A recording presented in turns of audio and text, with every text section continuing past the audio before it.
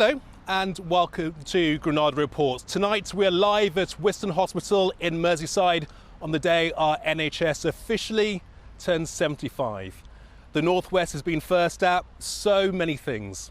And when the National Health Service came into being on the 5th of July 1948, it happened here in our region. Park Hospital, today known as Trafford General Hospital, was the first fully operational hospital of a brand new and exciting experiment, a health service free at the point of use, designed to be there for all of us from the cradle to the grave. It was surely the greatest achievement of our post-war generation and an achievement celebrated earlier at Westminster Abbey with royalty, politicians and of course NHS staff. But is the NHS itself in good health? Is it still doing what its founders created it for? And if so, well, how long can that last? We'll be getting a range of views on tonight's programme. Now, there is no doubt that the service is under extreme pressure. So we spent the day here at Wiston, a busy hospital serving a huge catchment in the south of Liverpool. Our Merseyside correspondent, Andy Bonner, has our first reports. The question hasn't changed in 75 years. How are you?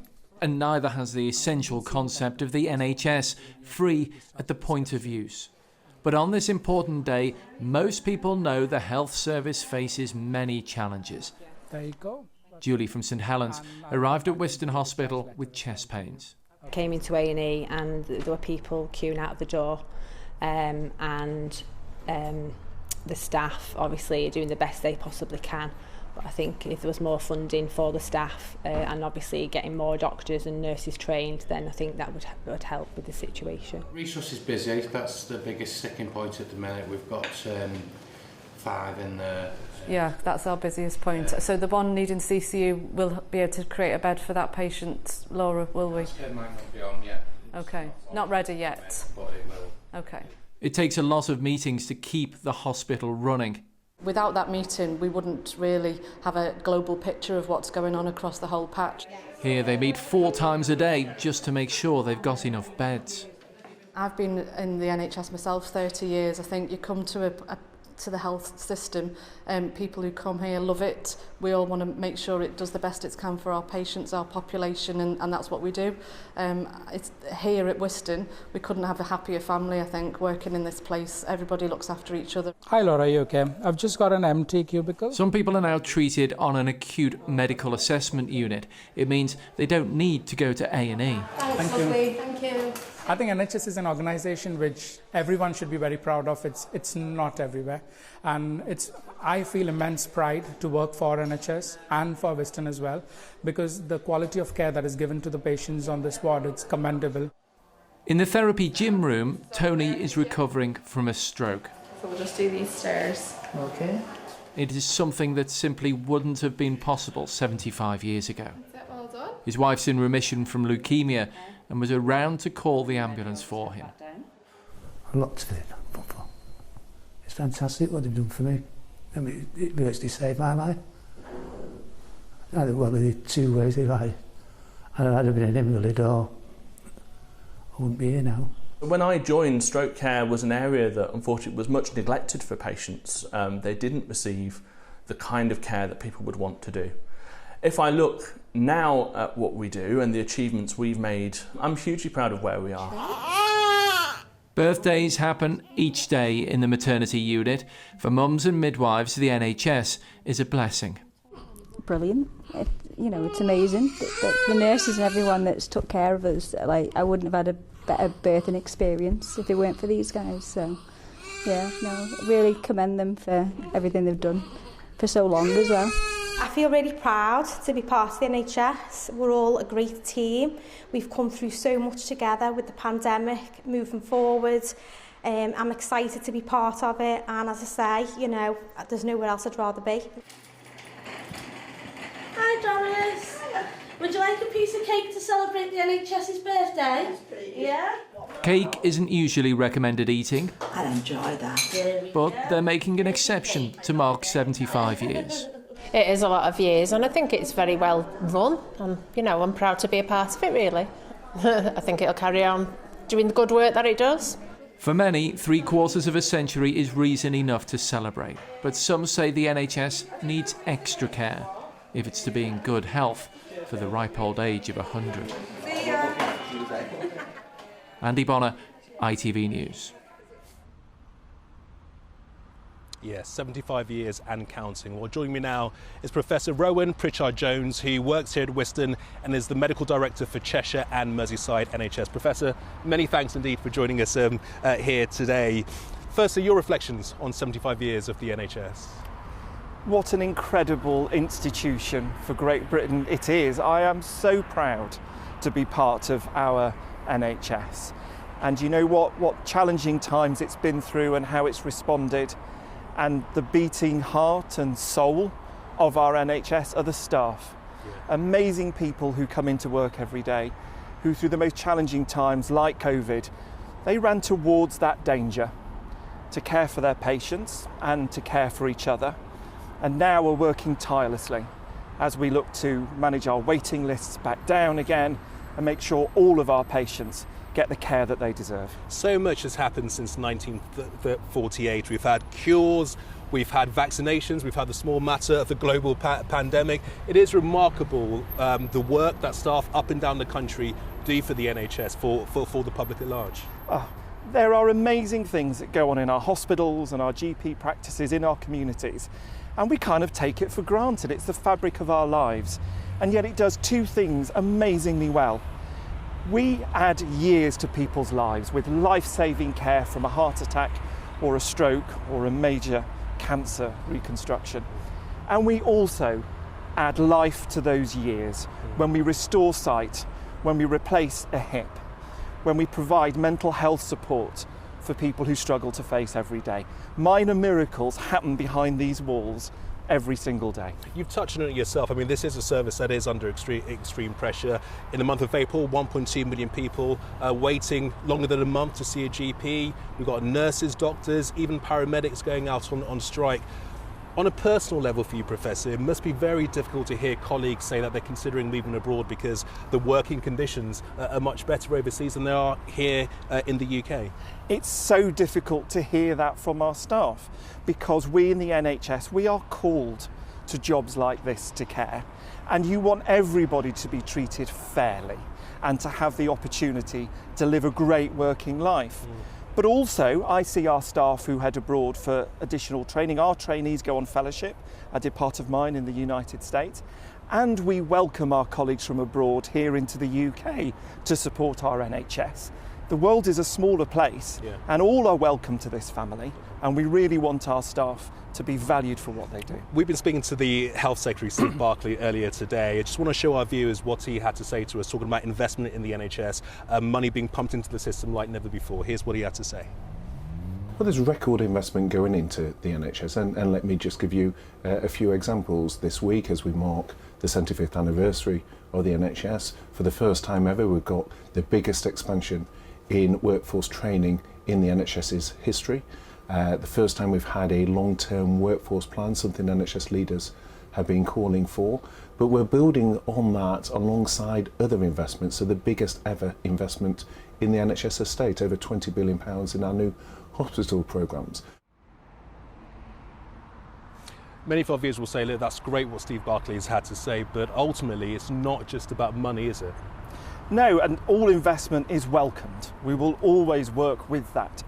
But one of the really exciting things about being in medicine is that we innovate, and we innovate every day, and we look to make any resource that we have work in the very best way possible. These are taxpayers' pounds that are entrusted to us, and we will always work to make the very best of all of that resource, and we will always welcome more. Yeah, we've got about 10 seconds left, so just very briefly, Professor, 2048, will we be celebrating 100 years of the NHS? We most definitely will, and we will recognise it for that core of care and compassion and the staff that work here. So proud to be part of it today. Professor, many thanks indeed for your time, and thank you for the work of your staff here too. Thank you. Thank you.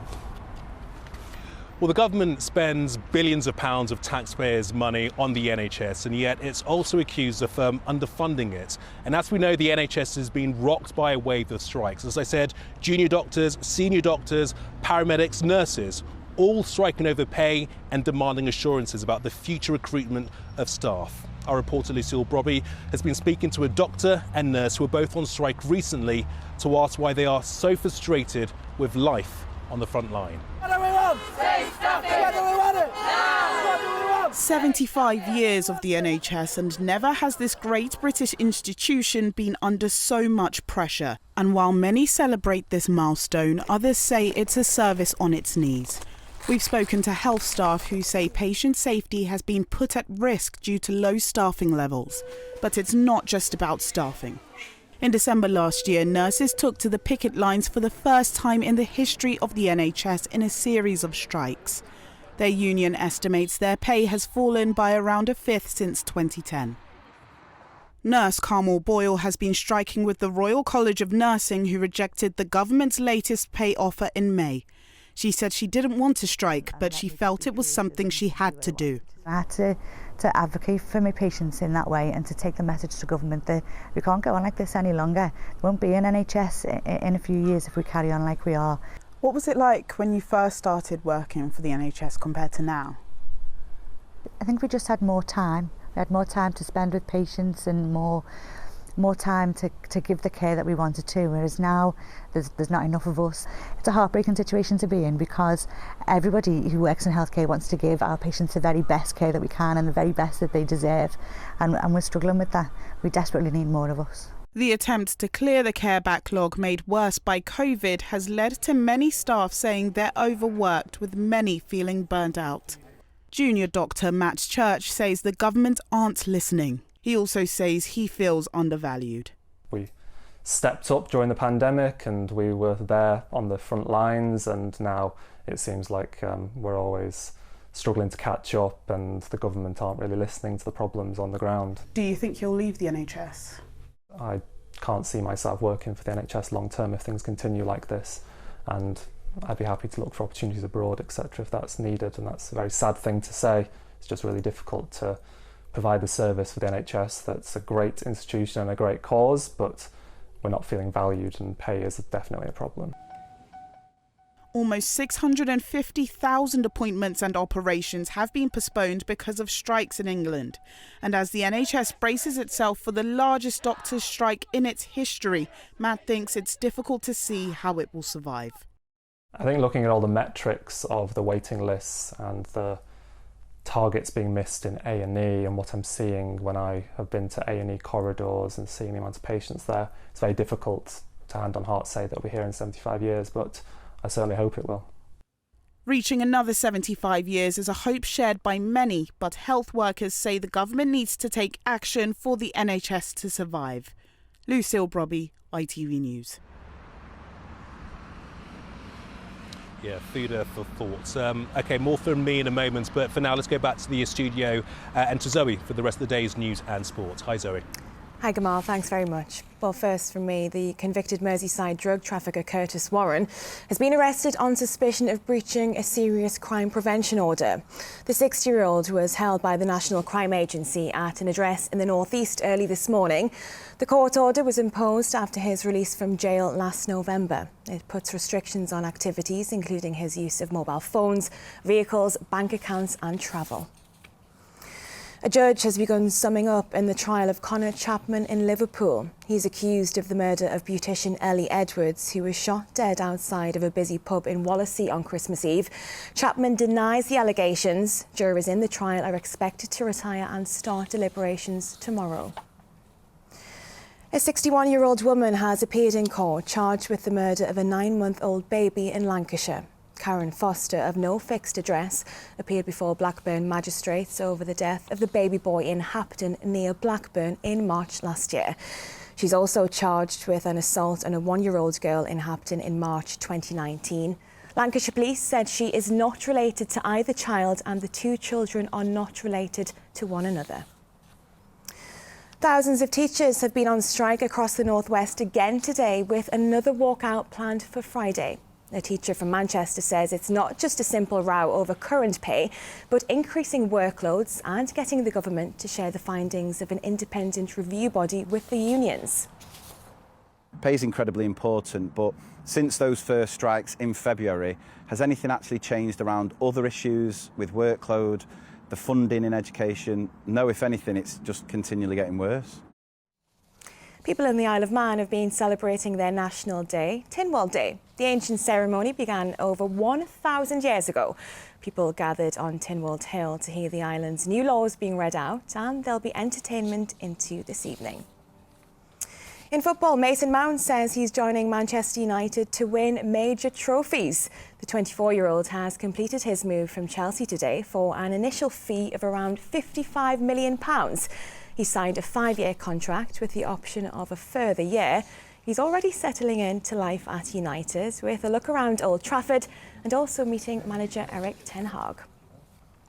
To cycling, and Berry's Adam Yates has lost the yellow jersey after today's 5th stage of the Tour de France. He was in overall lead with his twin brother Simon back in 3rd place at the start of the day, but as the race entered the Pyrenees, they've now dropped it down to 5th and 7th. In cricket, Lancashire's Jimmy Anderson has been left out of England's team for the 3rd test with Australia. With just 3 days between games, the 40-year-old's being rested for the test at Headingley, which starts tomorrow. He's England's record wicket taker, but has only taken 3 so far in this Ashes series. Next, to the Wigan Warriors players stepping into the octagon to have a go at mixed martial arts. In a unique training session, they switched rugby league for UFC to share sparring and skills with local heavyweight Tom Aspinall. Our sports correspondent David Chisnell went along to see how they got on. Getting to grips with a new sport. Wigan Warriors players Morgan Smithies and Cade Cust are used to grappling. Normally it's on the rugby pitch, so doing it in the octagon with Atherton UFC heavyweight Tom Aspinall and his mates was a whole new experience.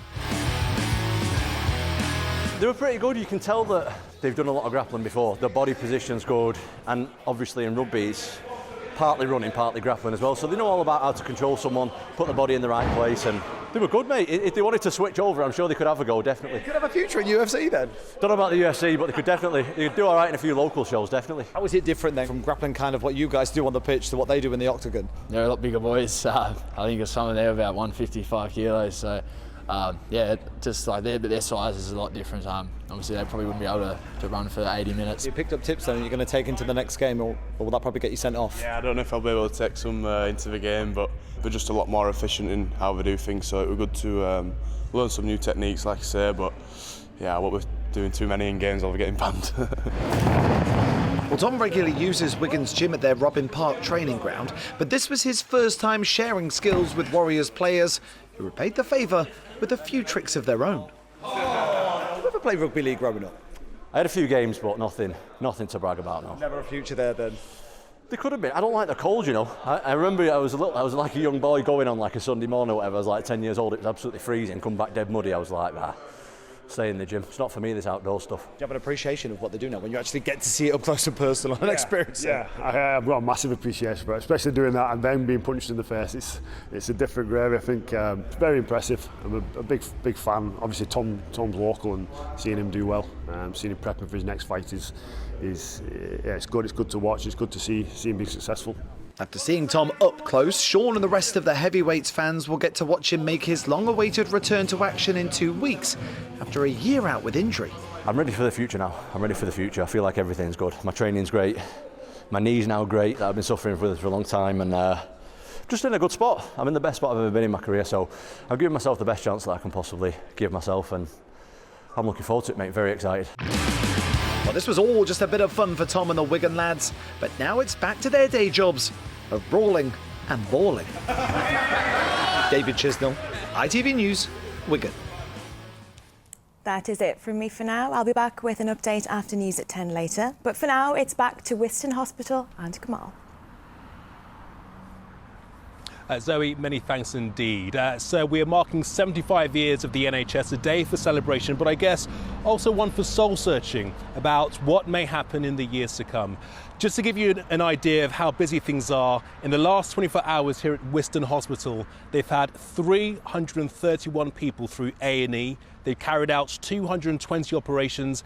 They've had more than 2,000 outpatient appointments, delivered 10 babies and served 2,250 meals, roughly 3 meals a day for every bed. Incredible stuff. So we've heard many times today that the NHS is all about the people who are working in it. And as anyone who's ever used the NHS, they'll know the health service literally could not survive without the many staff it recruits from overseas. So next, we're talking to two men, both of whom had to flee war and persecution in their own countries, both of whom are now training to qualify as doctors here in the Northwest. Our reporter, Simran Johal, went to meet them. Two men who left their careers behind borders. Saleh from Eritrea and Rahula, a double refugee from Afghanistan. Fleeing war and persecution, they've now found their place in the NHS. Is it incomplete? NHS is a culture, NHS is a community. NHS for me is a institution that let you live in the UK as a medical doctor. I would work as anyone in the community as a driver, Uber driver, if I could get my license back, and work as a waiter in some restaurant, or delivery some food. And I spent my best years of my life to study, and now not giving back to people. I think it's a big loss for everyone. Reach works out of Salford Royal, and it's supported by the Northern Care Alliance, which is a group of hospitals in Greater Manchester. It gives these professionals the clinical training and English lessons to get back on the wards. So we create that village that the refugee and asylum seekers have lost. We allow them to firstly just get used to the culture and the language, but then it's also, getting these highly intelligent, qualified people back to what they want to do, which is they want to help people. Since it began in 2003, hundreds of people have gone through its doors. I felt amputated. I didn't have hope to pursue my career. Do you think the NHS almost saved your life? Yeah, I believe the NHS impacted my life hugely, helped saving my life as well, as we are trying to save other people's lives. They look completely different. The light is back in their eyes, their shoulders are back, they've got their professional identity back. Over the years, the NHS has been there for us all.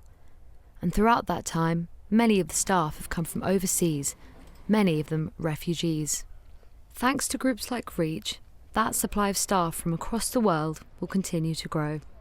Simran Johal, ITV News, Salford.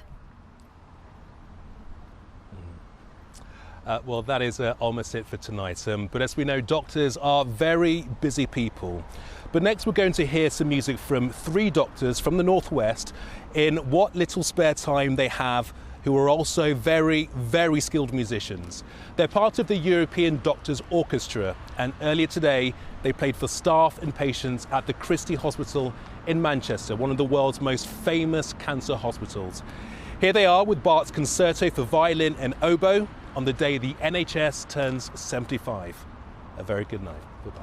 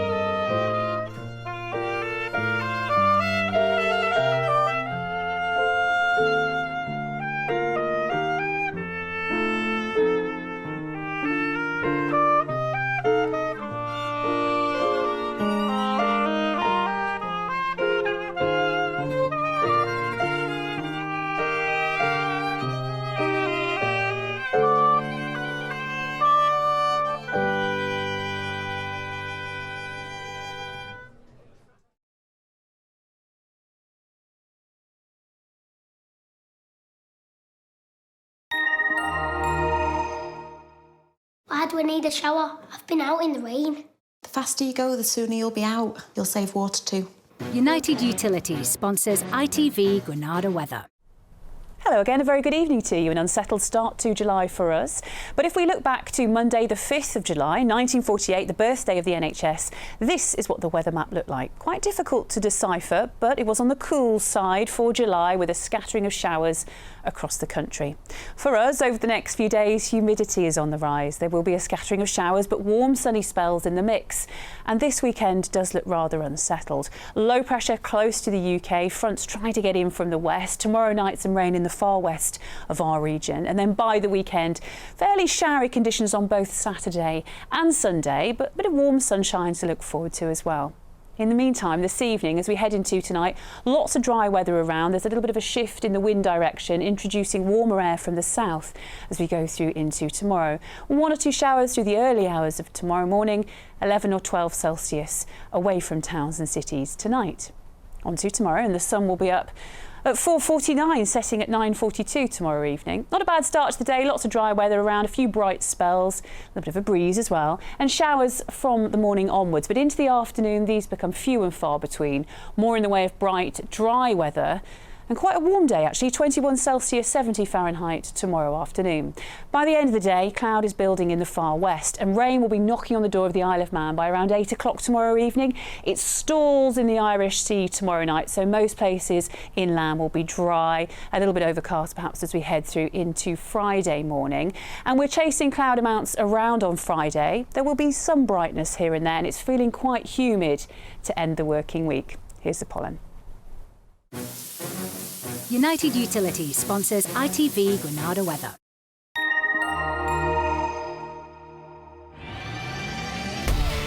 Hello, summer. Piri sponsors ITV pollen count. There will be fluctuating grass pollen levels through the rest of this week. In a bit more detail, tomorrow will be moderate. It's up to high on that humid day on Friday. Back down to moderate at the weekend. Bye-bye.